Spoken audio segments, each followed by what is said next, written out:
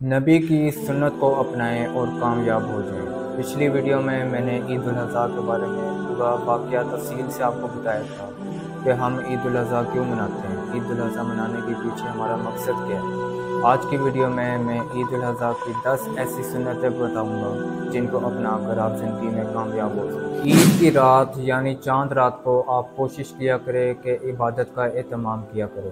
نبی کریم صلی اللہ علیہ وسلم کی سنت تھی کہ نبی کریم صلی اللہ علیہ وسلم عید کی رات یعنی چاند رات کو عبادت کا اہتمام کیا کرتے تھے۔ اب ہمارے معاشرے کا کیا اصول ہے کہ عید کی رات یعنی چاند رات کو ہم جشن منانا شروع ہو جاتے ہیں، موٹر سائیکلوں کے سلنسر پھاڑ کر ہم سڑکوں پہ نکل آتے ہیں، شاپنگ کرنا شروع ہو جاتے ہیں اور ایسے نکلتے جیسے ہم نے کشمیر فتح کرنا ہے۔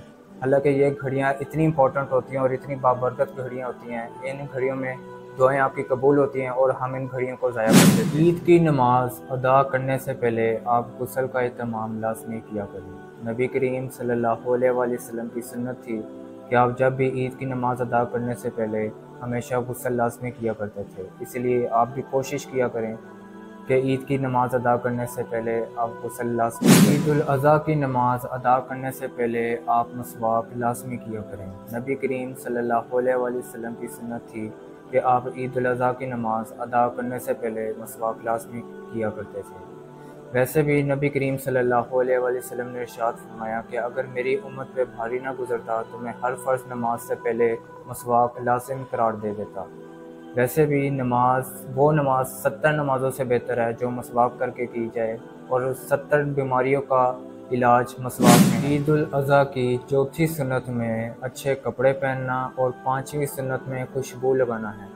ویسے بھی خوشبو لگانا انبیاء کی سنت ہے۔ عید الاضحیٰ کی جو چھٹی سنت آتی ہے وہ یہ ہے کہ عید گاہ جلد سے جلد پہنچنا، اس لیے آپ کوشش کیا کریں کہ عید گاہ جلد سے جلد پہنچا کریں۔ نبی کی بھی سنت تھی کہ آپ عید گاہ جلد سے جلد پہنچیں۔ اس کی جو 7ویں سنت آتی ہے وہ یہ ہے کہ عید کی نماز سے پہلے کوئی نفل ادا نہ کریں۔ اس کی جو 8ویں سنت آتی ہے وہ یہ ہے کہ عید کی نماز سے پہلے کچھ نہیں کھانا۔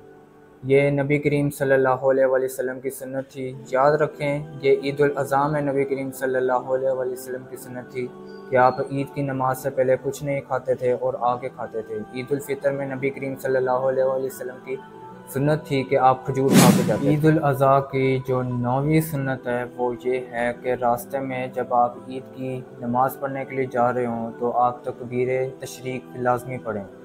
یہ نبی کریم صلی اللہ علیہ وسلم کی سنت تھی۔